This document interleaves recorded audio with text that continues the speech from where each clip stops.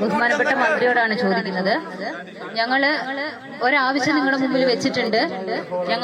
ഞങ്ങളുടെ ആദിവാസി ജനസമൂഹത്തിന് ഇനിയുള്ള വരും കാലങ്ങളിൽ ഒരു മരണം പോലും ആർളം ഫാമില് ഉണ്ടാകാൻ പാടില്ല എന്ന് ഒരു പേപ്പറിൽ എഴുതി ഒപ്പിട്ട് തരാനാണ് ഞങ്ങൾ ആവശ്യപ്പെട്ടത്. അല്ല, ഞങ്ങൾക്ക് വേണ്ടത് നിങ്ങൾ തീരുമാനമെടുത്ത കണക്കിന്റെയോ അല്ലെ പണിയുടേതോ ജോലി കൊടുക്കുന്നവരുടെയോ കണക്കല്ല ഞങ്ങൾക്ക് വേണ്ടത്. ഞങ്ങൾക്ക് ഇത് ചെയ്ത് തരാൻ പറ്റും എന്നുള്ള ഒരു ഉറപ്പാണ് ഞങ്ങൾക്ക് വേണ്ടത്. അല്ലാതെ നിങ്ങളുടെ മിനിറ്റ്സിന്റെ കോപ്പി ഒന്നും നമുക്ക് ആവശ്യമില്ല. നിങ്ങൾ ആർക്ക് പണി കൊടുത്തു പോലും, എവിടെ ചെയ്തു പോലും, എവിടെ കൊടുത്തു പോലും അതൊന്നും നമുക്കറിയണ്ട. RRT ടീമിനെ ഇനി നിങ്ങൾ എന്തിനാ RRT ടീമിനെ വെച്ച് വാഴിക്കുന്നത്? ഇന്നലെ 24 മണിക്കൂറായിട്ട് ഈ ബോഡി ഇവിടെ കിടക്കുന്നു. ഒരാള് നിങ്ങളുടെ വനം വകുപ്പിൽപ്പെട്ട ഒരാള് ഇവിടെ വന്നിരുന്നെങ്കിൽ ഞങ്ങൾക്ക് ഇത്രയും രോഷം ഇവിടെ ഉണ്ടാവില്ലായിരുന്നു. ഒരാള് പോലും ഒന്നിനൊന്ന് എത്തി നോക്കാൻ പോലും ഒരാൾ ഈ നിമിഷം വരെ എത്തിയിട്ടില്ല. എന്തിനാണ് സാർ മാസാമാസം RRTക്കാർക്ക് ശമ്പളം എന്ന് പറഞ്ഞ് സർക്കാരിന്റെ ഖജനാവിന് എടുത്തു കൊടുക്കുന്നത്? അത് ഈ സാധാരണക്കാർക്ക് കൊടുക്ക്. ഇവരോടിക്കുവാന് ഞങ്ങൾ ആദിവാസികൾ ഓടിച്ചോളാന് RRTക്കാരുടെ ഒരു സേവനം വേണ്ട. ഞങ്ങൾക്ക് ഇനി ഒരു RRTക്കാരുടെ ഒരു സേവനം വേണ്ട. ഒന്നിക്കൂടുതൽ RRTക്കാർ വേണ്ട. ഇതേപോലെ കുറെ തീരുമാനങ്ങൾ ബ്ലോക്ക് വെച്ചിട്ട് കളക്ടർ അടക്കം ഞങ്ങൾക്ക് എഴുതി പേപ്പറിലാക്കി മിനിറ്റ്സാക്കി വെച്ചിരുന്നു. എന്തൊക്കെ കാര്യങ്ങളാണ് പറഞ്ഞതെന്നറിയാം? അടിക്കാട് വെട്ടാം. 3 മാസം കൂടുമ്പോൾ ആർളം ഫാമിലെ എല്ലാ ബ്ലോക്കിലെയും അടിക്കാടുകൾ വെട്ടിത്തെളിച്ചു തരും. അതുപോലെ 3 വണ്ടി പെട്രോളിങ്ങിനായിട്ട് നിങ്ങൾക്ക് ആർളം ഫാമിലി രാവും പകലും പെട്രോളിംഗ് നടത്തും. ബാക്കിയുള്ള ആർളം ഫാമില് ജീവിക്കാൻ വേണ്ട എല്ലാ കാര്യങ്ങളും ഞങ്ങൾ നടത്തി തരാം എന്ന് പറഞ്ഞൊരു മിനിറ്റ്സ് കളക്ടറിന്റെ ഓഫീസിൽ ഇരിപ്പുണ്ട്. നിങ്ങൾക്ക് ഞാൻ പറയുന്ന സംശയമാണെങ്കിൽ നിങ്ങൾ അത് അന്വേഷിച്ച് നോക്കൂ, നിങ്ങൾക്ക് അറിയാൻ പറ്റും. അതുപോലെ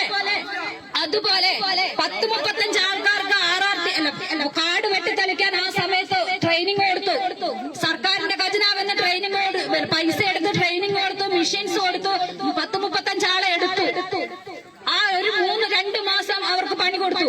അന്നേരം പറഞ്ഞു സർക്കാരിന്റെ ഫണ്ടില്ല, ST കയ്യിൽ ഫണ്ടില്ല എന്നും പറഞ്ഞ് ഈ പാവപ്പെട്ട ആദിവാസി ജനങ്ങളുടെ പണി അവിടെ നിർത്തിച്ചു. അത് കഴിഞ്ഞിട്ട് ഇപ്പൊ വീണ്ടും അടിക്കാട് വെട്ടിത്തെളിക്കാൻ സാർ തന്നെ ഓർഡർ ഇട്ട സമയത്ത് സംഭവിച്ചത് എന്താന്ന് ചോദിച്ചു കഴിഞ്ഞാൽ, ഇവിടെ കൊടുത്തിരിക്കുന്ന പണി കൊടുത്ത സാധാരണ ജനങ്ങൾ നോക്കി നിൽക്കെ, മെഷീൻ കൊടുത്ത സാധാരണ ജനങ്ങൾ നോക്കി നിൽക്കെ, പുറത്ത് ലക്ഷങ്ങൾ കോടികൾ ഉണ്ടെന്ന സാധാരണ ഒരു സമ്പന്നന് കൊട്ടേഷൻ കൊടുത്തിരിക്കുന്നു ഹിന്ദിക്കാരെ വെച്ച് കാട് വയ്ക്കാൻ. എത്ര കാലം വയ്ക്കും? ഹിന്ദിക്കാർക്ക് അറിയാമോ ഈ ഒരു ഭാഗത്തുള്ളവരെ? ഈ ഒരു ഭാഗത്ത് കിടക്കുന്ന ഹിന്ദിക്കാർ നമ്മുടെ വയനാട് ഏരിയ വയ്ക്കാൻ വന്ന സമയത്ത് ഹിന്ദിക്കാരെ ആന ഓടിച്ചു. ഹിന്ദിക്കാർ കണ്ടില്ല ആന കയറി പോയത്. എന്റെ ഭർത്താവാണ് പോയി വിളിച്ചു പറഞ്ഞത്, എടാ മിഷീൻ ഓണാക്കണം, ഇല്ലെങ്കിൽ അന്ന് ആ ഹിന്ദിക്കാരെ ചവിട്ടി വലിച്ചേനെ. എന്തെല്ലാം കാര്യങ്ങൾ ഇവിടെ നടക്കുന്നുണ്ടെന്നറിയോ? അതുപോലെ ഇപ്പം സാറ് പറഞ്ഞു ആനമതിലിന്റെ പണിന്ന്. ആനമതിലിന്റെ പണി ആദ്യം 10 മാസത്തേക്കല്ലേ കൊടുത്തത്? 10 മാസത്തേക്ക് കൊടുത്ത പണി ഇപ്പൊ 5 വർഷമായി. എവിടെ പോയില്ല ഈ അതെടുത്ത കൺസ്ട്രക്ഷൻ വർക്കുകാര്? ഇനിയും അവർക്ക് തന്നെയാണോ നിങ്ങൾ ഇനിയും പണി കൊടുക്കാൻ പോകുന്നത്?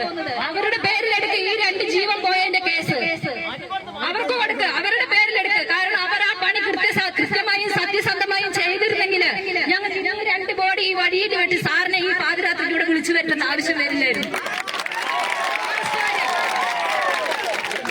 അറിയാമോ? ഇത്രയൊക്കെ പ്രശ്നങ്ങൾ ഇനിയുണ്ട്. ഞാൻ പറയുന്നത് ചുരുക്കം ജനത, ഇവിടെ ഇരിക്കുന്ന ജനതകൾക്ക് പല കാര്യങ്ങളും പറയാനുണ്ട്, സാറിനെ അറിയിക്കാനുണ്ട്. അറിയാം, അത് കേട്ട് കഴിഞ്ഞാൽ സാറിന് വിഷമമായി, സാർ ഇവിടെ നിൽക്കില്ല. സാറിന് ഈ ഉന്നതന്മാരും ഈ ഉദ്യോഗസ്ഥന്മാരും പറയുന്ന ഒരു അറിവ് മാത്രമേ ഉള്ളൂ ആർളം ഫാം എന്താണെന്ന്. പക്ഷെ ഒരു സാധാരണക്കാരോട് ചോദിച്ചു നോക്കും ആർളം ഫാം എന്താണ്, എന്നാലും മനസ്സിലാവും എന്താണ് ഏതാണ് ആർളം ഫാമിന്റെ അവസ്ഥ എന്താണ്. വോട്ട് ചോദിക്കാൻ മാത്രം വന്നതുകൊണ്ട്, ഒരു സാധാരണക്കാരന്റെ കയ്യിൽ നിന്ന് വോട്ട് ചോദിക്കാൻ വന്നതുകൊണ്ട് മാത്രം ആവുമോ? ബാക്കിയുള്ള കാര്യങ്ങളും അവർക്ക് വേണ്ടതുപോലെ ചെയ്തു കൊടുത്താലല്ലേ നമ്മുടെ ഇനിയുള്ള മുന്നോട്ടുള്ള തലമുറയിൽ നിങ്ങൾക്ക്, അല്ലെങ്കിൽ എല്ലാ പാർട്ടിക്കാരെയും, ഒരു പാർട്ടിയെ മാത്രമല്ല പറയുന്നത്. ഞങ്ങൾക്ക് ഞങ്ങൾ ഇവിടെ കൂടിയിരിക്കുന്ന ഒരു പാർട്ടിയുടെയും ഒരു ബേസിലുമല്ല. ഞങ്ങൾ ആദിവാസികൾ എന്ന ഒറ്റ കമ്മ്യൂണിറ്റിയാണ് ഞങ്ങൾ ഇവിടെ കൂടിയിരിക്കുന്നത്. പാർട്ടിയെ ഞങ്ങൾ ഉൾപ്പെടുത്തിയിട്ടില്ല. കാരണം എന്താണെന്ന് ചോദിച്ചാൽ പാർട്ടിനെ ഉൾപ്പെടുത്തിയിരുന്നെങ്കിൽ ഈ ബോഡി അന്നേരം തന്നെ കുഴിച്ചിട്ടേനെ. ഈ സാധാരണ ജനങ്ങളുടെ കണ്ണി പൊടിയിട്ടിട്ട് അവർ കുഴിച്ചിട്ട് ഇപ്പൊ എല്ലാവരും വീട്ടിൽ പോയി കിടന്ന് ഉറങ്ങിയേനെ. കുറെ സമയം ചോദിച്ചു, പക്ഷെ നമ്മളത് വിട്ടുകൊടുത്തിട്ടില്ല. സാറിനെ കുറച്ച് കാര്യങ്ങൾ നേരിട്ട് ഞങ്ങൾക്ക് അറിയിക്കണമെന്നും ഞങ്ങളുടെ സങ്കടങ്ങൾ സാറിനെ അറിയിക്കണമെന്നും ഉണ്ടായിരുന്നു. അതുകൊണ്ടാണ് ഇത്രയും കാര്യങ്ങൾ പറഞ്ഞത്. ആനമതിൽ 10 മാസം കൊണ്ട് പൂർത്തിയാക്കാൻ പറ്റാത്ത ഇനി എവിടെ 3 മാസം സമയം ഞങ്ങൾ തരാം. സാറിന് ആനമതിൽ അവരെ കൊണ്ട് തന്നെ പൂർത്തിയാക്കിച്ചോണ്ട് ഈ ആർളം ഫാമിലെ ആനയെ മുഴുവൻ അതിന്റെ ഉള്ളിൽ കയറ്റാൻ പറ്റുമോ? ഞങ്ങൾ ചോദിക്കുന്ന ചോദ്യമാണ്, ഞങ്ങൾ ആദിവാസികൾ ചോദിക്കുന്ന ചോദ്യമാണിത്. സാർ ഇപ്പൊ ഫെൻസിങ്ങിന്റെ കാര്യം പറഞ്ഞു. സാർ ഇപ്പൊ ഈ മേഖലകളിലെല്ലാം ഫെൻസിങ് ഇടാന്ന് പറഞ്ഞു. ആ ഫെൻസിങ് ഇട്ട് കഴിഞ്ഞാൽ ഈ ആനമതിലിന്റെ പണി ഇനി എഴുതി നീങ്ങൂലേ? ഫെൻസിങ് ഇട്ടിട്ടുണ്ടല്ലോ, ആദിവാസികളുടെ ഇടമുണ്ട ഫെൻസിങ് ഇട്ടിട്ടുണ്ടല്ലോ. ഇനി എന്താണ് അവർക്ക് ആനമതിലെ നീ കോൺട്രാക്ട് വരെ ചിന്തിക്കില്ലേ? അതുകൊണ്ട് ഇനി ആ കോൺട്രാക്ട് വരെ വെച്ചിട്ട് നമുക്ക് ഫെൻസിങ് വേണ്ട, കൃത്യമായും സത്യസന്ധമായും പണിയെടുക്കുന്ന, അഴിമതി ഇല്ലാതെ പണിയെടുക്കുന്ന ഒരു കോൺട്രാക്ടറെ വെച്ചുകൊണ്ട് പണി 3 മാസം കൊണ്ട് തീർത്തു തന്ന് ആർളം ഫാമിലെ 80 ആനയും കുഞ്ഞുങ്ങളും. സാറിനറിയോ ഈ ഫാമിലുള്ള ആനകളെയല്ല? ഇല്ലല്ലോ.